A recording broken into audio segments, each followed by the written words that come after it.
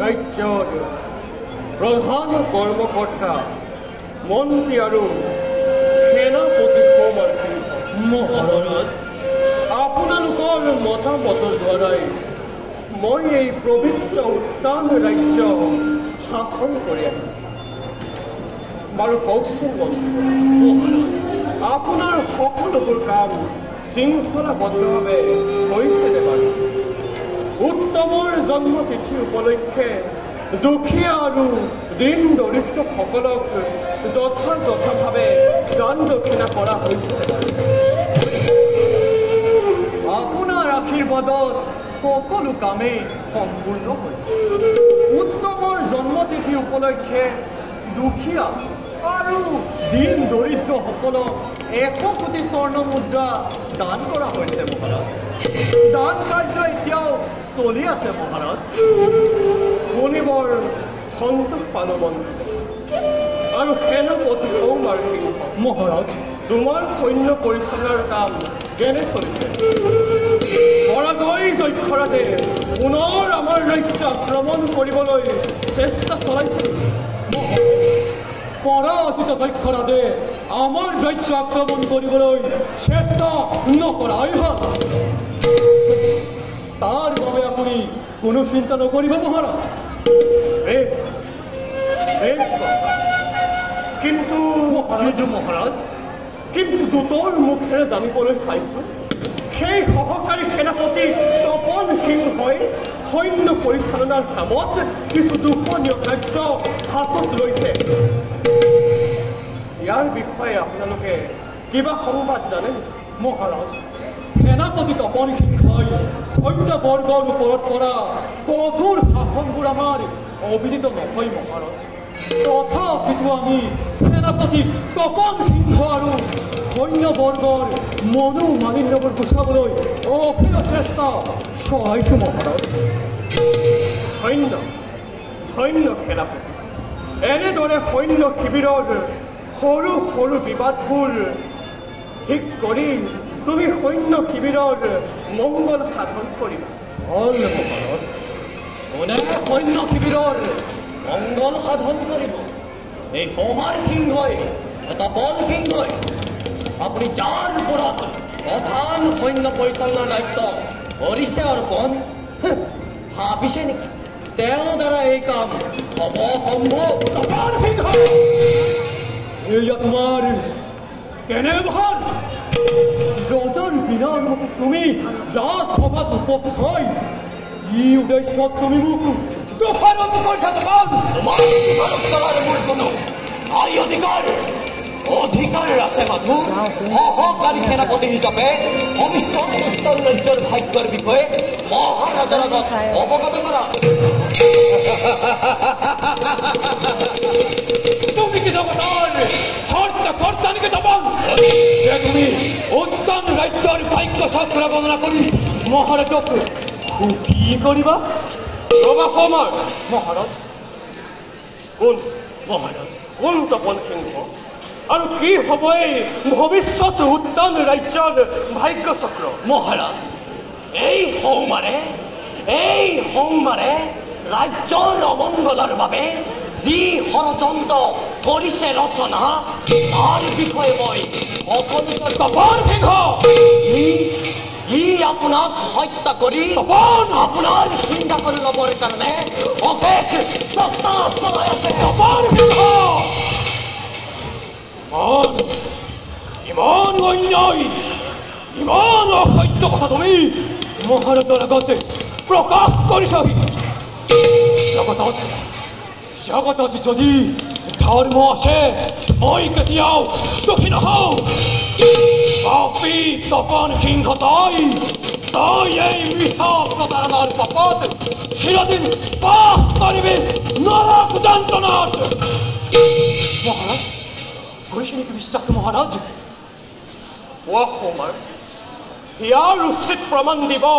পাৰিবা নে নোৱাৰা নিশ্চয় কৰিম মহাৰাজ মহাৰাজ বৰুৱা সৰুৰাণী এইফালে আহিব লাগিছে তেওঁৰ মুখেৰে আপুনি সকলো কথা গম পাব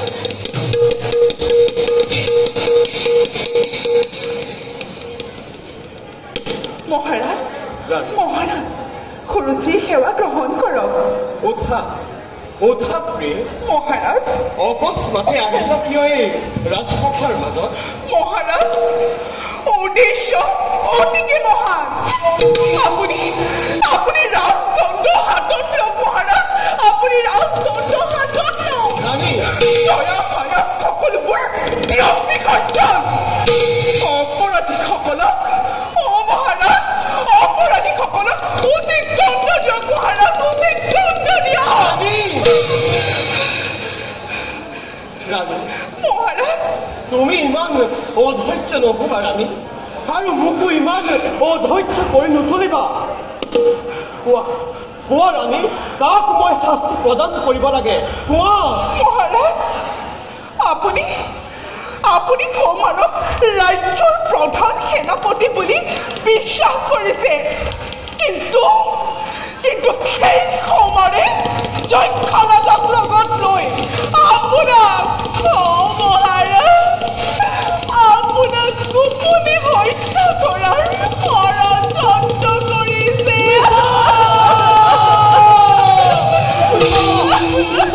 মহাৰাজ ই অতি মিছা মহাৰাজ মই যে আজি বৰ অধৈৰ্য হৈ পৰিছো মহাৰাজ মই যে আজি বৰ অধৈৰ্য হৈ পৰিছো মহাৰাজ এক বিন্দু মাত্ৰ যদি মোৰ ওপৰত দিয়া এই অভিযোগ সঁচা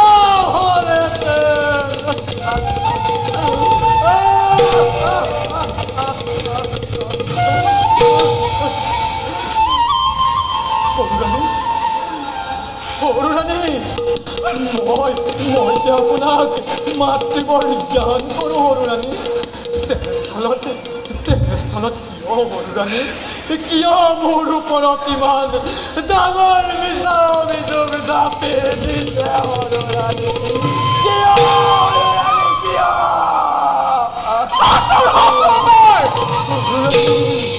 মনে মনে থাক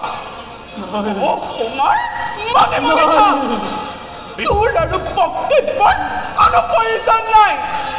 বিশ্বাসঘাতক মহাৰাজ বিশ্বাসঘাতক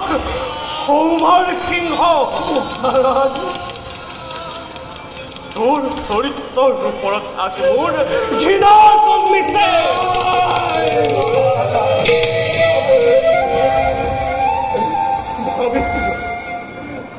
ভাবিছিলো মই আৰু তোৰ ওপৰতে মই বিশ্বাস কৰিছিলো কিন্তু আজি মই স্বচক্ষে দেখিছো তোৰ ওপৰত ইমান অভিযোগ এই সময়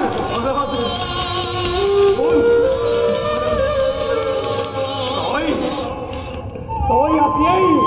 ৰাজসভাৰ ভিতৰত উচিত শাস্তি পাবলৈ সাজু হ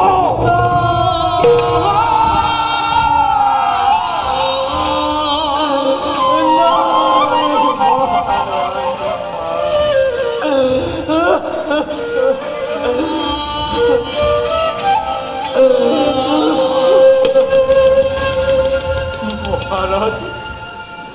মোক শাস্তি দিয়াৰ আগতে আপুনি পুনৰবাৰ ভাবি চাওক মহাৰাজ ভাবি চাওক এই অভিযোগকাৰীৰ কথা সত্য নে অসত্য নাই কোনো প্ৰয়োজন নাই শুন সৌমৰ সিংহ তই তোক আজি মই প্ৰধান সেনাপতি পদৰ পৰা পদচ্যুত কৰি সহকাৰী সেনাপতি পদত নিয়োগ কৰিলো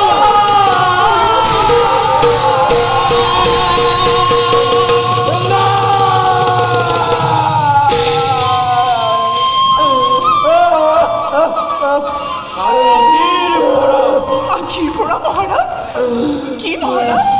আজিৰ পৰাই উত্তান ৰাজ্যৰ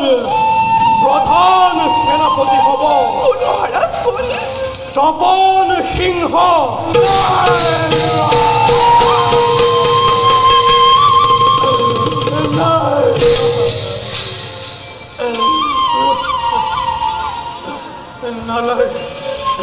নালাগে মহাৰাজ, মুখ সেনাপতি পদ নালাগে মহাৰাজ, নালাগে। মানে দিনে নিশাই কেৱল এই উত্তান ৰাজ্যৰ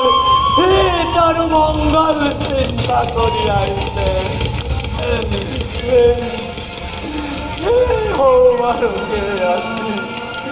অন্যায় ভাবেৰে অসত্য কথাৰে প্ৰধান সেনাপতিৰ পৰা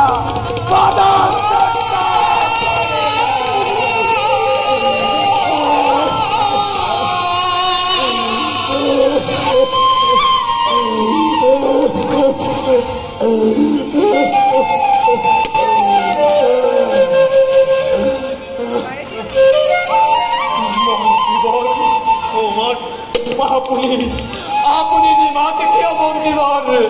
আপুনি নিমাত কিয়? ধৈৰ্য ধৰা হনুমান, তুমি ধৈৰ্য ধৰা। মহাৰাজ মহাৰাজ আপুনি এবাৰ ভাবি চাওক মহাৰাজ। মহাৰাজ হনুমানক পদচ্যুত কৰাৰ আপুনি এবাৰ ভাবি চাওক মহাৰাজ। কোনো প্ৰয়োজন নাই মহাৰাজ, আপুনি মোক পদচ্যুত কৰাৰ আগতে এবাৰ কিয় নামানিলে মহাৰাজ? কিয় মহাৰাজ?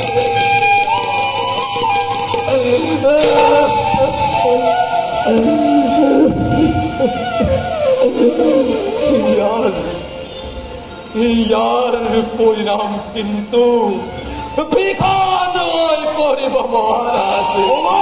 বিখান হৈ পৰিব।